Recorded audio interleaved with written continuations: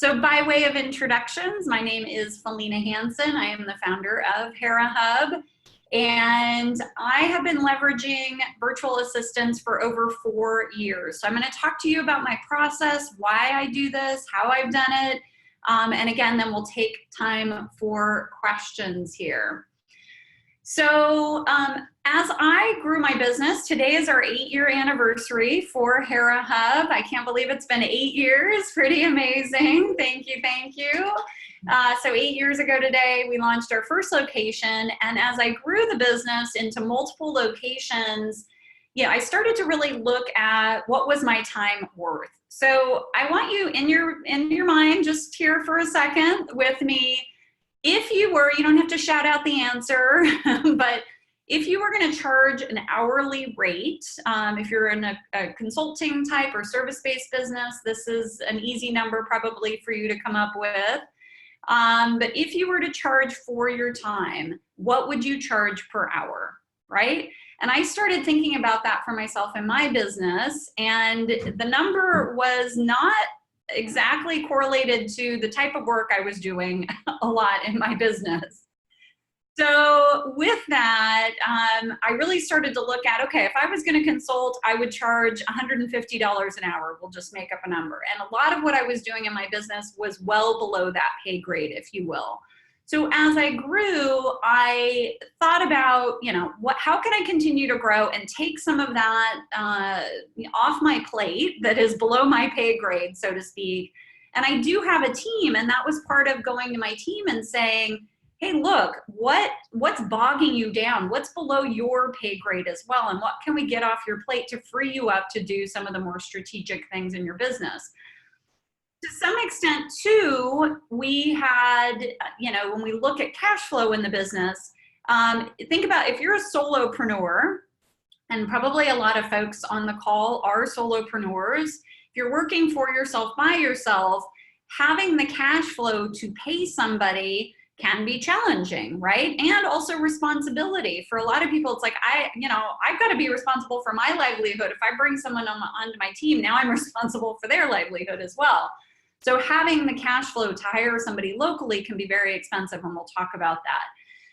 And then worrying about labor laws. We're in California labor law, the Dynamex ruling that came through in 2017, that has created a challenge for California employers. So they have simplified this world of who's an employee and who's a contractor.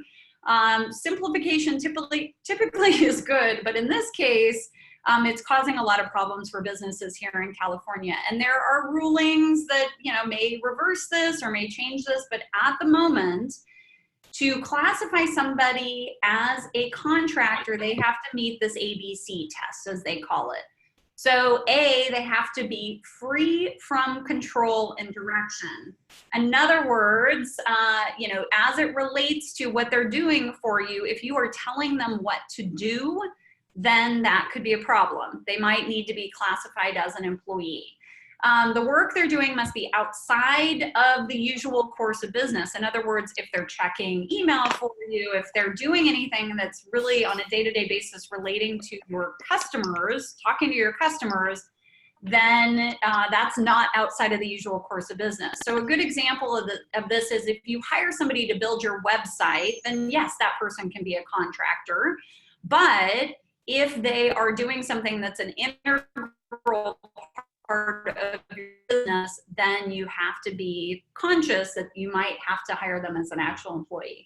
And then C, they must also be engaged in other independent work, which means that they have to have other clients, basically. They should have their own business entity, and they should be doing this for other people, not just you. So the problem comes in a lot. I see this, hey, my neighbor, she needs some, additional work. She wants to do something for me on the side. She's going to be my assistant. I'm going to hire her for 20 bucks an hour, 20 hours a week kind of thing. That technically, if she doesn't have other clients, you're telling her what to do, and it's, an integral part of your business, she's 100% should be an employee. The bottom line is, the state of California doesn't have people wandering around checking on this. But if that person gets upset at you or whatever, and they go to the labor board, it's going to be a problem. So for those of you who just joined us, thank you so much. Go ahead and put yourself on mute, please. That would be great, so we can make sure we can hear everything. And then when we get into Q&A, you can pop off mute and ask questions. Go ahead and put your questions in the chat as well now if you like, and we'll address those. So the moral of the story is, if you're paying somebody 20 bucks an hour, you then have to think about if they're fully all the other costs that go on top of that, employment tax, social security, unemployment insurance, etc. That person no longer costs you $20 an hour, and that's why a lot of people try to go the contractor route versus the employee route. All right, and part of this was inspired by the book. Has anybody read the 4-Hour Work Week? So this book I read about 10 years ago, and go ahead and put yourself on mute if you haven't done that already. I'll make sure to help mute people here. So this book really inspired me to think differently about my business. The E-Myth is another really good book that talks a lot about how to, remove yourself from the business and work on your business versus in your business. But the 4-Hour Work Week is a good one as well to scan through if you haven't already, that talks a lot about this premise. All right, so I'll share a little experience that I had trying to find support for my business, realizing I needed to outsource some things. So I went on Upwork, which a lot of people do. And I tried about 10 different countries. I tried everywhere from Jamaica to India. And I tried a lot of different countries simply because I was looking for English language, I was looking for time zone, I was trying to figure out who was going to be the best person. The initial outsourcing I did was around some of our digital marketing and social listening as well. So a lot of that just maintenance of social media, if you will, posting, listening, etc. And I ran into a lot of frustration. I would give these individuals test projects off of Upwork. I would pay them for that. I always recommend you pay people if you're going to test them. We'd come up with a negotiated rate, and then I would have people disappear on me. They would not finish the work. They would not do the work in the way that I asked them to do, or they just would totally ghost me altogether. So after testing numerous VAs from various countries, I landed on the Philippines. And the Philippines, and I'll explain in a sec, I've been there and spent time there. Culturally, also from experience-wise, there are many, many, many people in the Philippines who have been doing virtual work for quite some period of time. I will just tell you, again, I've been to the Philippines. It is an emerging country. The cost of living there is quite cheap. And paying somebody $5 to $6 an hour in the Philippines is a game changer for them and their family. It allows them to work from home, and it is culturally a very warm and welcoming culture. It's one of the most amazing cultures that I have experienced. So I'll go into a little more detail on that. I initially hired somebody out of the Philippines half-time just to kind of test them, and then I moved them into a full-time role pretty quickly. And on average, again, $5 to $6 an hour. You will see some people posting on Upwork for less than that. I just think ethically, I don't want to pay somebody less than $5 an hour. So this is Mary Rose. This is me, Mary Rose in the Philippines. I went there in February to spend time with her. She had worked for me for 4 years at this point, and I wanted to have a chance to meet her and spend time with her and work elbow to elbow with her, and also understand the culture in the Philippines was very, very important to me. And so I spent almost 3 weeks there, met dozens of amazing, amazing virtual assistants, and built a roster of VAs that we now help our members, Hera Hub members, match their needs to virtual support in the Philippines. One caveat here, and I have worked with a lot of entrepreneurs for the last 15 years, an offshore virtual assistant, and just as by way of definition, the VA can mean a lot of different things. It stands for virtual assistant, but Somebody virtually could be the town over, or the state over, right? It doesn't have to mean it's offshore. But what I'm talking about is mostly offshore virtual assistants, folks that are outside of the country, where the cost of living is less and the wages reflect that. But I will say, if you are running down the road with your hair on fire, right, and you're just trying to like sling things behind your back, you know, as you go and hoping somebody will catch them, then offshoring your support is not going to be for you, frankly. I'm just sorry to be so direct, but you absolutely 100% have to be organized, okay? So this is very different than hiring somebody to come sit next to you elbow to elbow. If you're not organized, you have to be willing to get organized. And I will tell you, this will benefit every aspect of your business. Thinking differently, removing yourself as a bottleneck in your business is so, so critical to the growth of your business. And so actually bringing on a virtual assistant to your team can help you with that process of systemizing and creating automation for your business. It helps you think about your business differently. So it's actually a win-win, because you're able to then get some of that support and start to really think about systemization of your business. Really the name of the game is documentation, and I'm going to give you some tips and tools for that here in just a minute.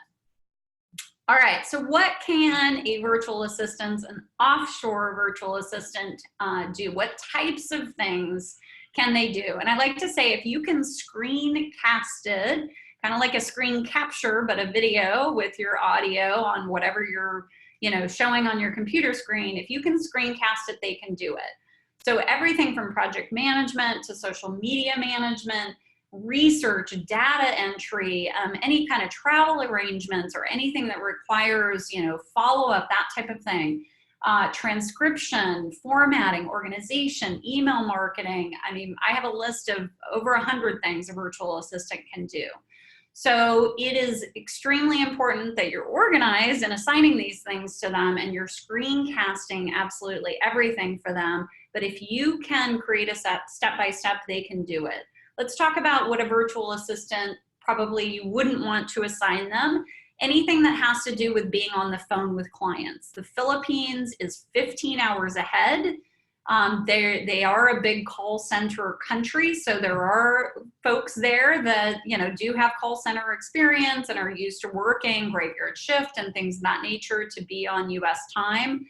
But in general, it is not the first place I would go for somebody to interface directly with my client. So a lot of that back office support, digital marketing, even some specialty around graphic design, video editing, you know, QuickBooks, bookkeeping, that type of thing can be done by somebody in the Philippines. But because of the time difference and because of, you know, some of the language differences, I would not be putting a virtual assistant on the phone directly with my clients.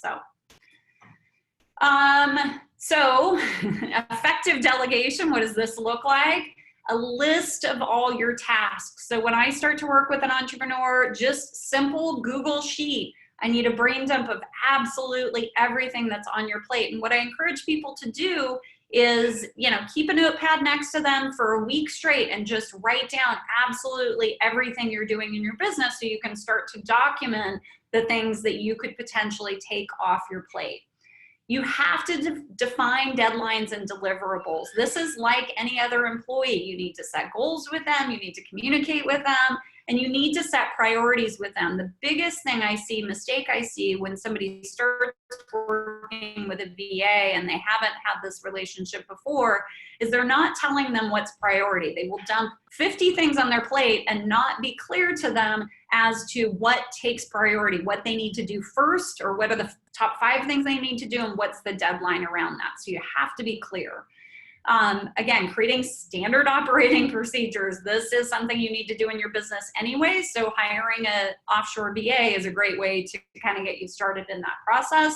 We have to screencast everything. You're going to screencast everything, and your VA is going to screencast everything, because you need documentation of what they're doing in case they decide to move to a different country and leave you, right? You want to be able to take everything they're doing and hand it to somebody else and have documentation that follows all the tasks that they're doing. And I would recommend, especially in the beginning, have weekly meetings with them. We use Zoom as we're using here for those calls. We have trained VAs on all kinds of different things, including QuickBooks, and all we do is screencast the entire training, and then they have an archive of that, and they can go back and look at it when they need to reference that material. All right, so let's talk about project-based work versus having like a right-hand woman or man, if you will. So when I say virtual assistant, I'm talking more a long-term team member, if you will. This is somebody that you're bringing onto your team half-time or full-time, and you are really incorporating them into your team. They are part of your business versus short-term project type work. That might be, I just need a transcription, or I need some images edited, or I need some video edited. Those types of project work, I would still recommend going on Upwork, finding somebody, boom, you pay them through Upwork and you go, right? Versus a longer term assistant that person is part of your team. And everything I'm talking about today is really more having somebody that's part of your team versus, you know, hiring somebody on Fiverr for a one-time project. All right, let's talk about tools, and then we'll get to questions here shortly.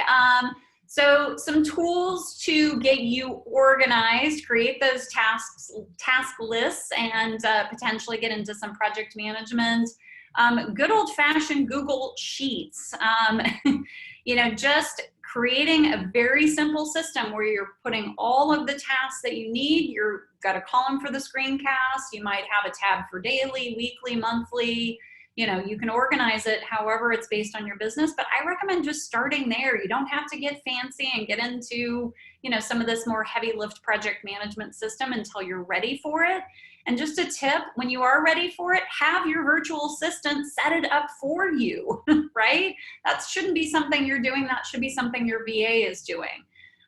So we use a combination of Google Sheets and a platform called Teamwork. That is the platform that my VA likes to use. It's something that she chose and she manages. I'm in there, I'm checking things, I'm assigning things.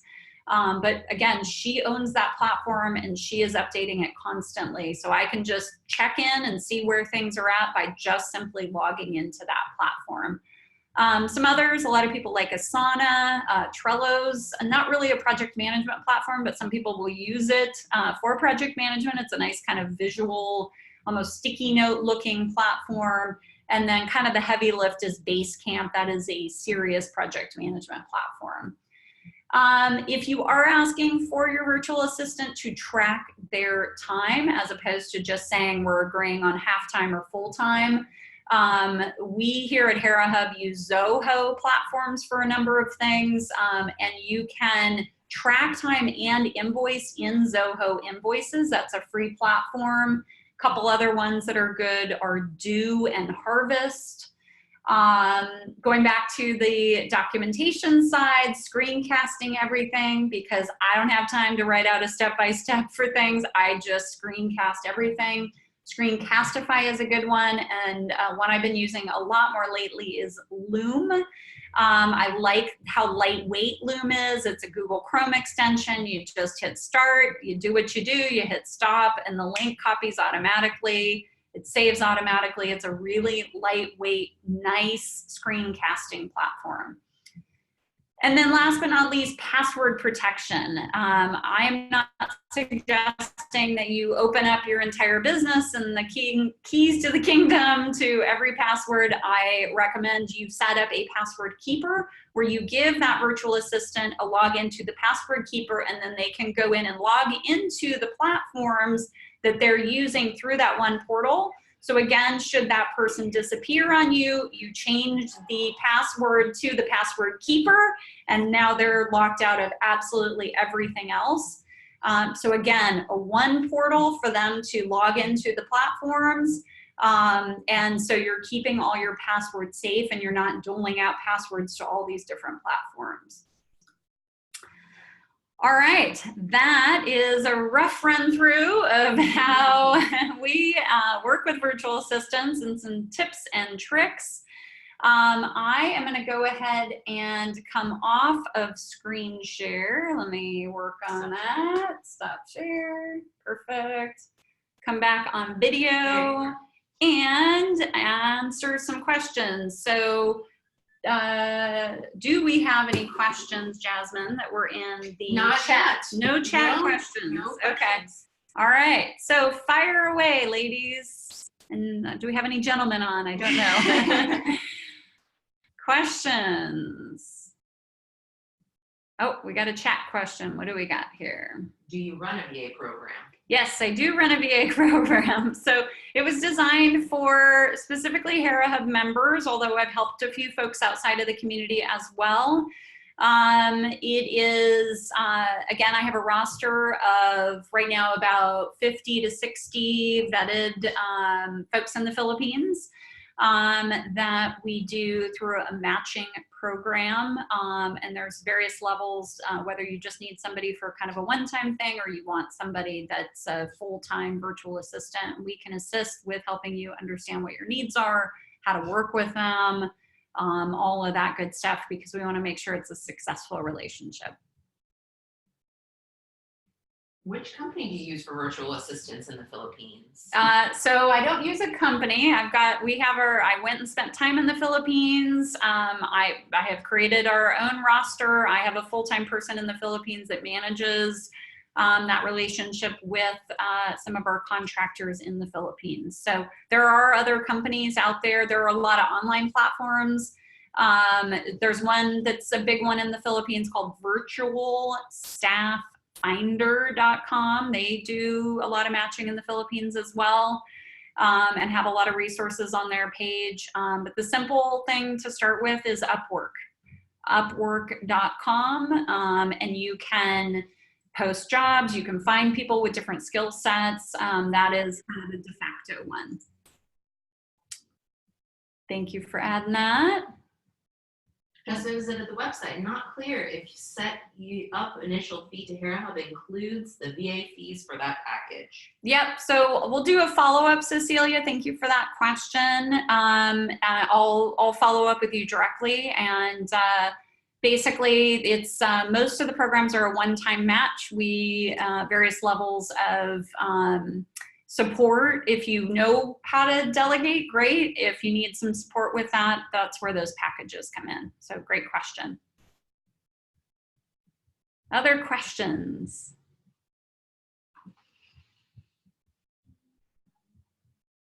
Come on, ladies. Tamina, go ahead and take yourself off mute, my dear. So this is kind of more for our members here, but how does someone know if they're ready for this? Great question. Yeah, great question. So let's assume they're not running down the street with their hair on fire, throwing things behind them, right?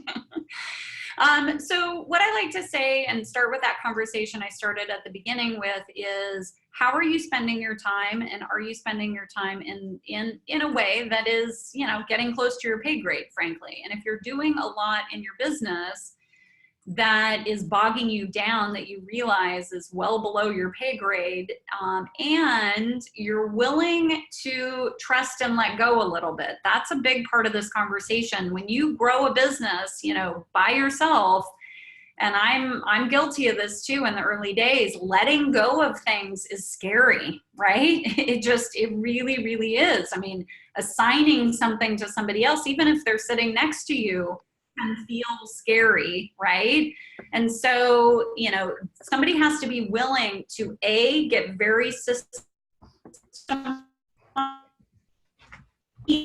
really have some trust, so to speak. It's you know, verify that things are happening, but you also have to have some trust with anybody, whether it's somebody, an employee sitting next to you, or somebody in the Philippines. I understand for a lot of people this is, you know, a bit scary, right?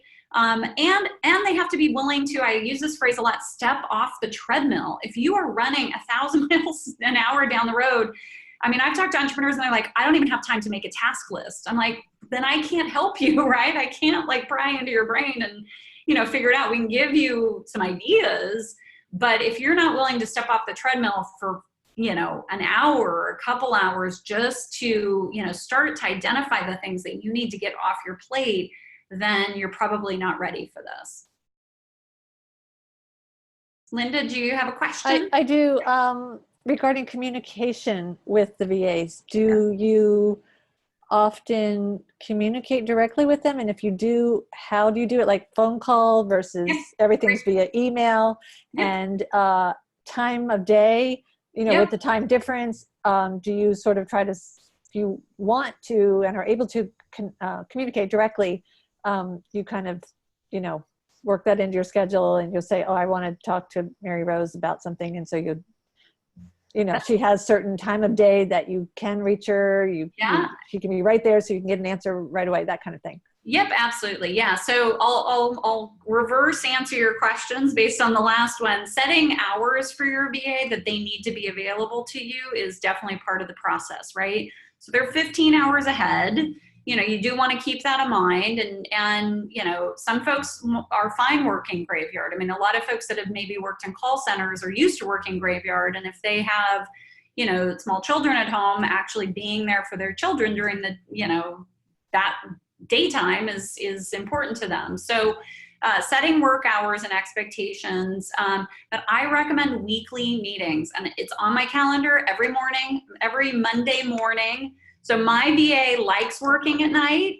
So she starts working usually at about 10 p.m.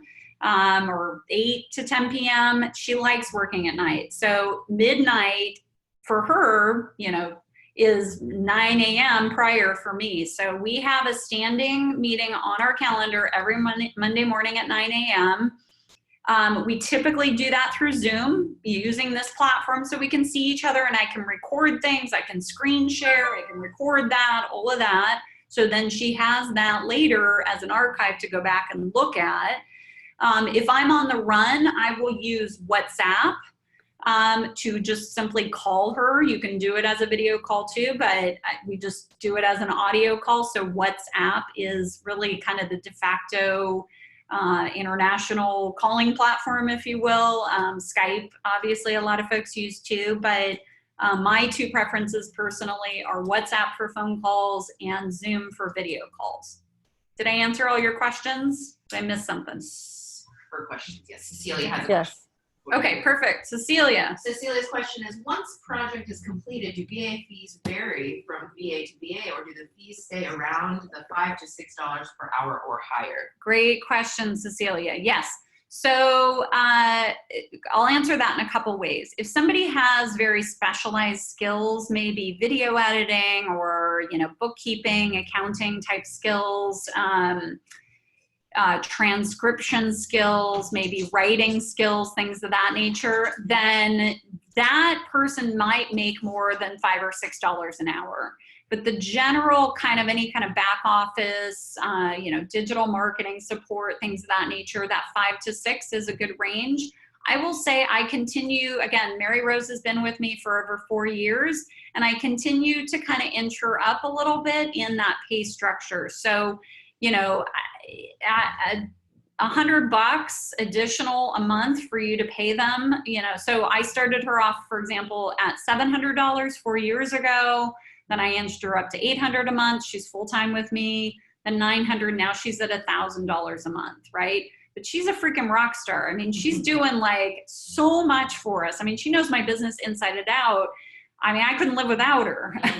And so it is well worth it for me to, you know, increase her pay as we go. Another way you can do it, and this is what I did with her early on, is I paid her the base, $5 an hour, and then I would add on special project work. So I would say, and I do this with interns as well, this is a really good tactic to say, hey, you know, my goal is to increase, I'm just making something up, you know, I want to increase my Instagram following. It's at 1,000, I want it to get to 1,500, right? So let's hatch a plan to increase our Instagram engagement and following. And when that happens, when you implement that plan and we hit that mark, I'll pay you an extra $100 or $200 or something like that. So just little incentives and bonuses for them to go above and beyond, and also come up with some creative ideas. So in general, when you first start working with a VA, you've got to be uber specific. Here's the platform you're going to use. Here's how you're going to do it. Here's a screencast. But as you grow with your relationship with the VA now, so like Jasmine had given me a tip to use a platform called Everliker to, you know, just be actively liking other people's posts on Instagram and, you know, gaining some traction there. Well, they've made some changes, Everliker has, and so Mary noticed that, and she came back to me just a couple days ago and was like, here's a couple other platforms that do the same thing. We might want to look at this because Everliker has changed, right? So that thinking ahead, being proactive is not going to come right out of the gate, typically, but as you get to know your VA and you encourage them to do that, then they're hopefully going to come back to you with some suggestions and that type of thing. Hopefully I answered that question, Cecilia. That was a good one. Next question is from Hayek. As part of your program, would you help us identify if a relationship is working or not? Let's say something seems not to be working out, but we're not sure where the problem lies, us or them. Can we reach out to you for advice? Absolutely. Yeah. Yep. And it's hard to answer without specifics on that. But yeah, I mean, it's a relationship just like an employee type relationship, although they're technically not an employee, right? But you know, same sort of rules apply. You've got to have good communication. You've got to be asking for feedback, you know, those types of things. So yes, troubleshooting. And I'm just going to tell you, oftentimes when I see issues, so for example, I placed a gentleman with Startup San Diego. I'm a board member for Startup San Diego, and they needed support as a nonprofit organization. They're all volunteer run, and things were dropping through the cracks like left and right. And so I brought in Paul. And the biggest issues that have been happening with Startup San Diego and Paul is he just didn't know if he was doing a good job. He didn't know what the priorities were. He was being assigned things through several different people, several different channels, Slack and Google Sheets. And, you know, he just needed feedback and confirmation. The Filipinos are very gracious, awesome people. They just want to know they're doing a good job, and they want to know that they're, you know, that things are working well. And so giving them that feedback is really critically important, just as it would be in an employee relationship. Other questions? Feel free to jump off mute if you want, or as we've been doing, put it in the chat. I have a question. Yeah. So I just want to make sure I understood you correctly. You said that you already have a roster of VAs that you have already vetted. Correct. So we could come to you and say, this is what I'm looking for, and probably the person needs to be specialized in Yes. XYZ. Yep. And we can get that from you. Okay. Yep. That's exactly right. Is there a fee for that, or is that part of our membership, or how does that work? Yeah, great question. Yeah, there is a fee for that. So if you go to herahub.com/assistant, singular assistant, there'll be a ton of information there, and there's different packages from, hey, I know exactly what I want, I just need a match, to, you know what, I need support, kind of trying to figure out what I can get off my plate and how to do that. And then working with a couple folks to do some test projects, kind of, you know, work through a process to get towards finding the right person that's a match. Okay. And then part two of my question is, so clearly I agree, you have to be really organized before you can reach out to do this.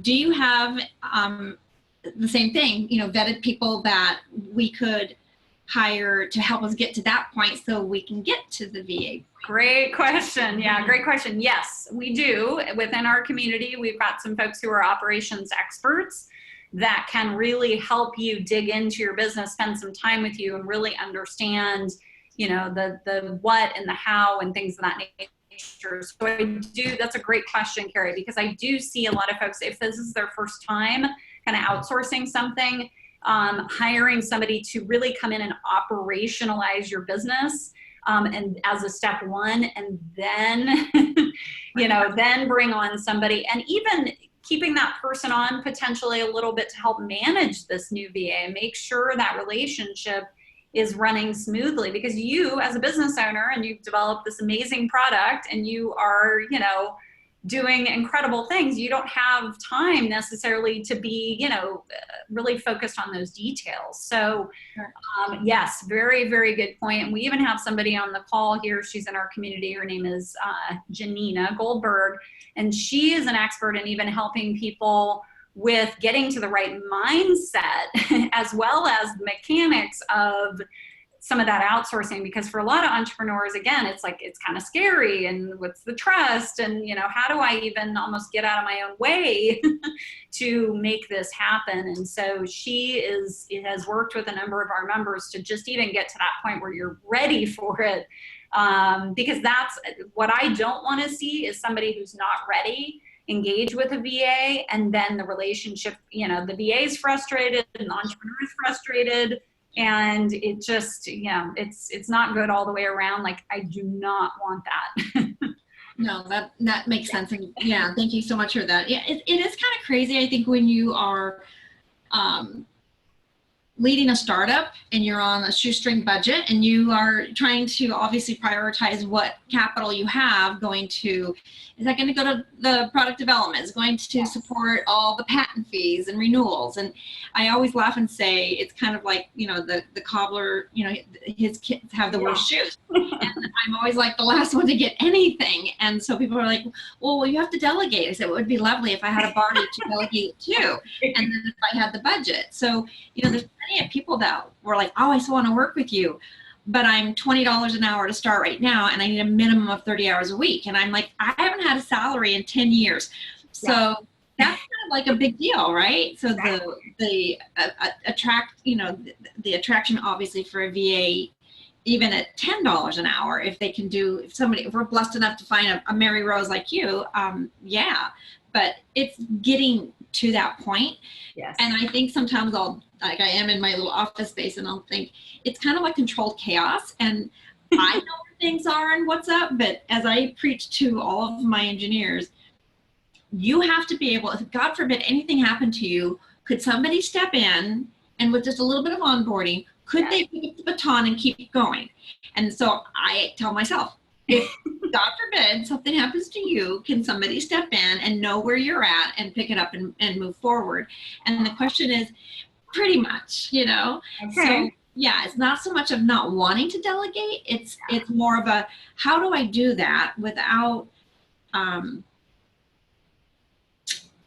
giving too many of the keys? You know, they have to have at least a key to get in, but like firewalls, right? Okay, they're only going to get to here, and then once you know that the trust has been there, and you see that there's competency and it's really effective, and then you go to the next, okay, you can come back, you know, to another room in the kingdom. Yeah. But so yeah, I would be very interested in connecting with Janine. Janina, yeah. Say again? Janina Goldberg. Yeah, I'll connect the two of you. Yeah. Okay, thank you so much. And then I will follow up with you afterwards to check to see how I can work with the personal assistants now to help transition into a VA. Perfect. It's been really helpful. Thank you so very much. This is awesome. Of course. Thank you. Great questions. Yeah. Congratulations on the anniversary. Thank you. Tell everybody about you guys, and I've said, they're like, wow, you're just like always so happy. I mean, you always are, but you're like, you're a different person. And I said, I found my tribe. Like, this is an amazing group of women. I haven't met one woman who hasn't been an absolute joy to be around, who brings incredible gifts and talents and heart. You just don't see this. So Felina, seriously, God love you for putting this together, and for like all you women on this call. I have to say, I am incredibly grateful that I have found just amazing women that share and are so supportive. It's almost overwhelming.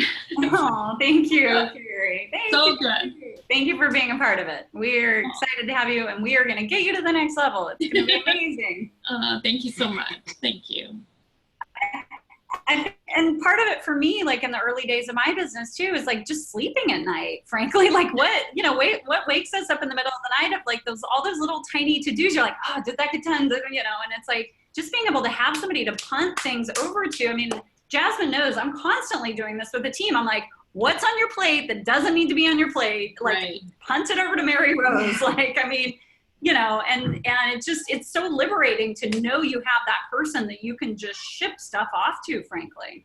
It was a game changer for me in my business, for sure. I was the person that was like on Twitter every night on my phone, sitting on the couch, like trying to respond to things and monitor things, you know? And it's like, no, that is not the best use of my time. Let me just train somebody, do a screencast of exactly what I'm doing. It's not like you need this whole training program. Just be yourself on a screencast and do what you're going to do, and then have somebody emulate that. That's all training is. It doesn't need to be the super crazy, you know, SOP process, right? It's just do what you're going to do, but capture that. I even told one of our members who does a lot of one-on-one coaching work, she's in HR and training and development, you know, I said, just audio record some of your, with permission from your client, some of these conversations you have, so you can, because she's going to build a train the trainer program, right? This isn't even outside of the VA world, but how do you duplicate yourself? In other words, how do you create a system where somebody else can do what you're doing? And it's got to start with just capturing audio or video or whatever it is, because if I asked any of you to tell me what you do on a daily basis, it's impossible. I mean, you're doing 1,000 things. Right. Right. So it sounds like like Mary Rose, it sounds like she also not only knows your business inside and out, she's learned your voice. Like it sounds like from what you're sharing, for example, tell me if I'm wrong, but I'm making this assumption, like if there's a Twitter and she responds for you, you're confident with that because she now has learned enough about you and your brand and your style and, you know, what's appropriate as far as, you know, answering, like it's your mini me, right? It's like exactly. Yeah. So yes and no. That's a great question, Carrie. So yes, she has, because she's been with me for 4 years. But in the beginning, it was being really clear as to what that language looked like, and actually just, again, emulating. I mean, the nice thing is I did sit on the couch for, you know, 3 years and checking my Twitter stream, you know. She can see what those responses have been and emulate those responses as well. So yeah, it's a balance between that. But yes, I trust her implicitly, you know, just being on it. Her background before being my VA, was a nurse. And there's a lot of nurses in the Philippines. That's a big training, right? A lot of caregiving. And they're paid terribly. She was making like $400 US a month as a nurse. I mean, just, it's insane, right? And now she's making $1,000 a month, you know, doing online work, right?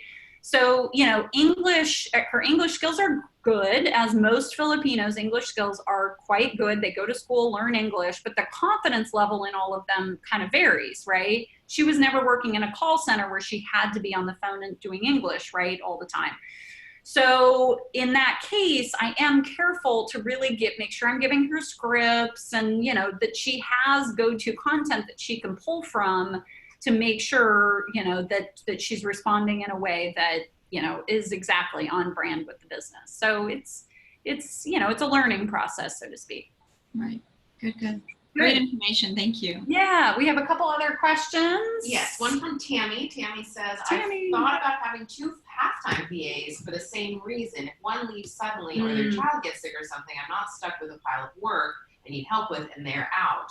What do you recommend about that mindset or situation? Such a good question, Tammy. So just to recap, Tammy is asking, I was thinking about having 2 half-time people so I can punt instead of just 1 full-time, so I can punt over, you know, some of the work to the other should somebody leave. And I totally understand that logic and line of thinking, Tammy.